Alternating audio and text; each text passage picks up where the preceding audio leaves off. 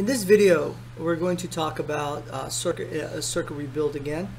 And in the circuit rebuild, we're going to make sure that we understand how to use the current divider. Right. So we did this example before of circuit reductions where we have two resistors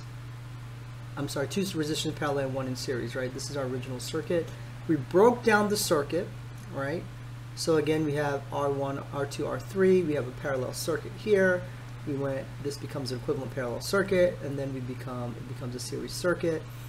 And then we solve for the series, and we get the one current, one resistor, and then use your current, right? So we're going to go and underline the current here.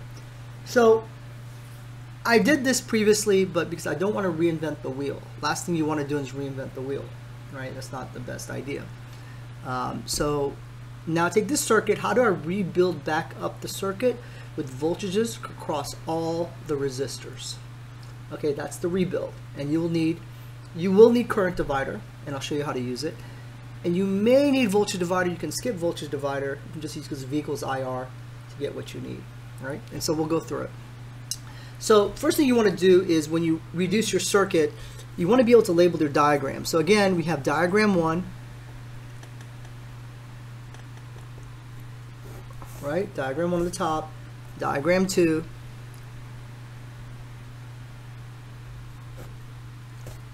all right, and then you have diagram 3.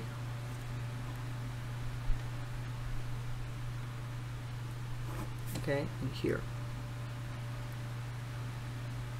just like that. Diagram 1, diagram 2, diagram 3. Okay. So now when you rebuild, rebuild from the bottom to this layer and then to this layer. Okay, so that's your procedure. So let's start rebuilding the circuit. Okay, so we do work side by side. So the operation is side by side. So this is diagram 3, this is diagram 2. So after diagram 3, we have a diagram 4. You're right, diagram 4. And diagram 4 is going to look like what? Diagram 3, it looks like diagram 2. You'll say C diagram 2. Okay, and when you look at diagram 2, you simply redraw what you calculated in diagram 2. So I'm just going to redraw diagram 2.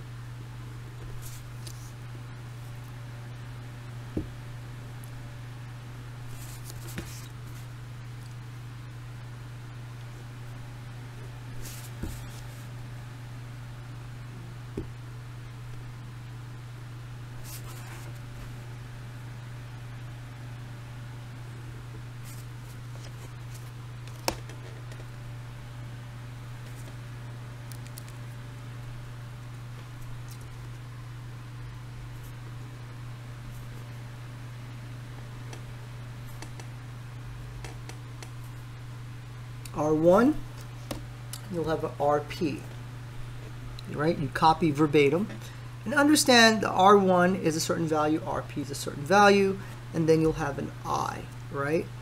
When you do your rebuild here, right, when you're going to rebuild it, understand that I simply goes across here, right? So I will go across this way.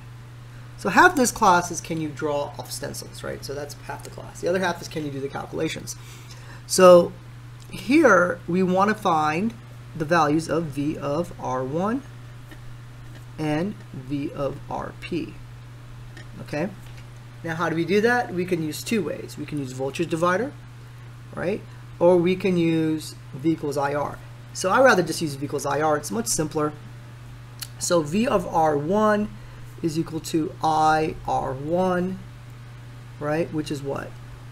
Our I value is 0.67 and R1 is 10, okay, which is 6.7 volts.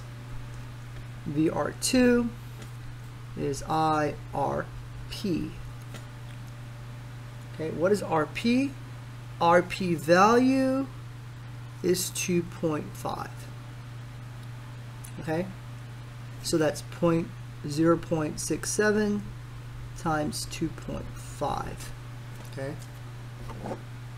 So what we do is we take out a calculator, and 0.67 times 2.5 is 1.675 volts. Do not ever do math in your head. Math is not meant to be done in your head. Math is a systematic process. Physics and engineering is a systematic process to get an answer with proper procedure. That's all this is, okay? So we're at diagram 5. Now, we're at diagram 4. So we're done with diagram 4. We got voltage across each of the resistors. We got our current. Now we want to go here. What's the voltage across and the current across here? And there's a voltage across here. So this is what we do is diagram 5, right? And this you got to pay close attention to this. You're going to see C diagram 1.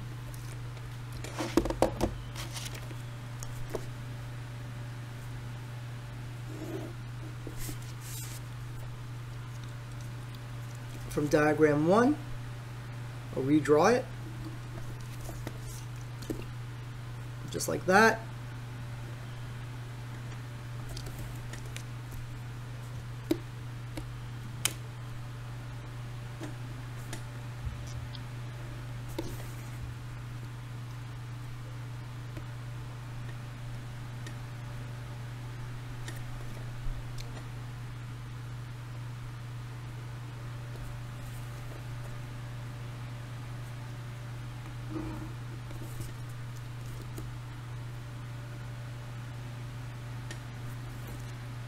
Okay, so we have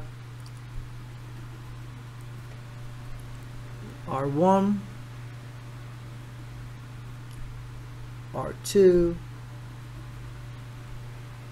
RP, and we have I.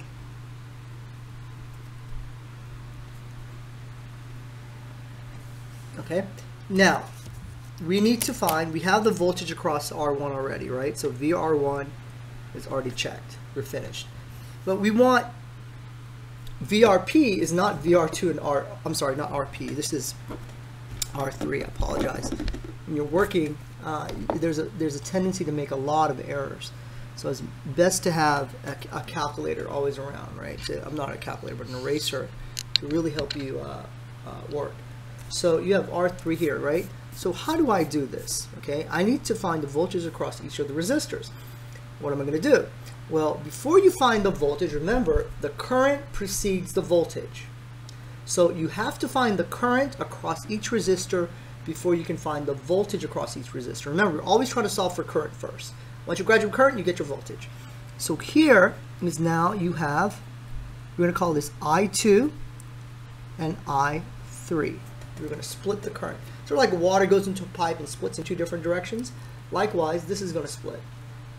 So right here is we need to find I2 and I3. Well, how do we do that? How do we do that? This is something called a current divider. Okay, the current divider is absolutely critical in a circuit rebuild.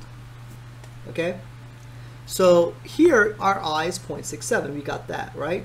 So our current divider is exactly opposite of our voltage divider. So our I2, we want our current I2, which is here. When we draw I2, we get I times the opposite resistor over the total resistance. So I2 is R3 on top, and then the total resistance is R2 plus R3. Okay, so I'm going to solve for I2, which is, again, 0.67, right, times R3, which is what? R3 is back here. Let's go back here, 5. What is R2? 5. What is R3? 5. So that's 5 plus 5. The numbers came out, nicely, but, but anyway. So that's 0.67 times 5 over 10, which is 1/2. Again, you want to go to make sure that you use a calculator. If you can do it in your head, fine. But our objective is not to make mistakes. Do not make mistakes. Okay? This is 1/2, so you can just multiply by 5 divided by 10. Okay? 0.335. So I2 is 0.335 amps. Okay? I3 is obviously going to be the same value, but we're just going to write it out. I3 is I which is going to be IR2 over R2 plus R3. It's the opposite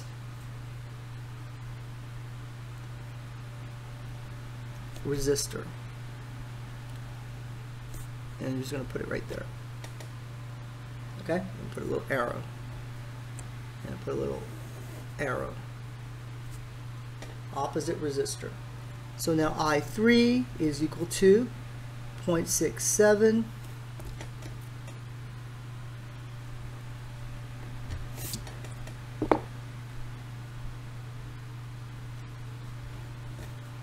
is 5 over 5 plus 5 is 0.67 times 5 divided by 10, right? 0.335 amps. That's our current divider, right? So now that we got our current, let's solve for the voltages across R2. So remember, the current precedes the voltage, VR2, and this will be our V. It's getting a little messy here. Like, I'm trying to just kind of find a way.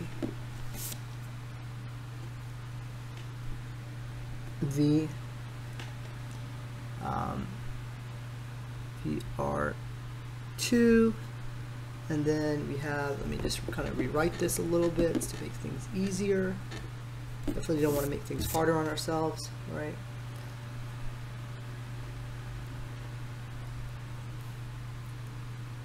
Plus VR3.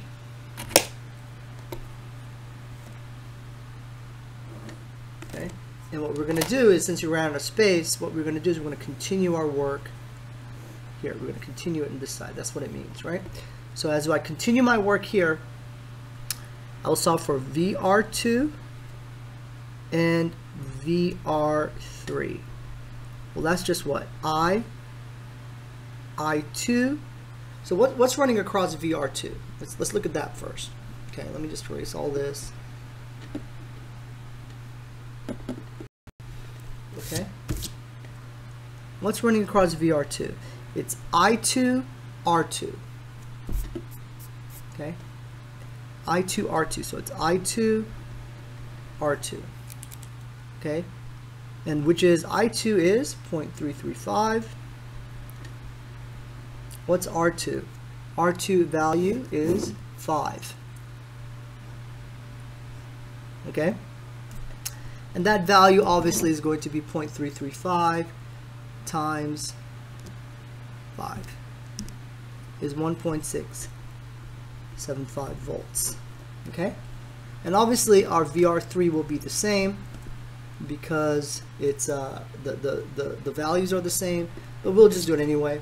So I3, R3. When you do I3, R3, it's 0.335 I3 times R3, which is 5.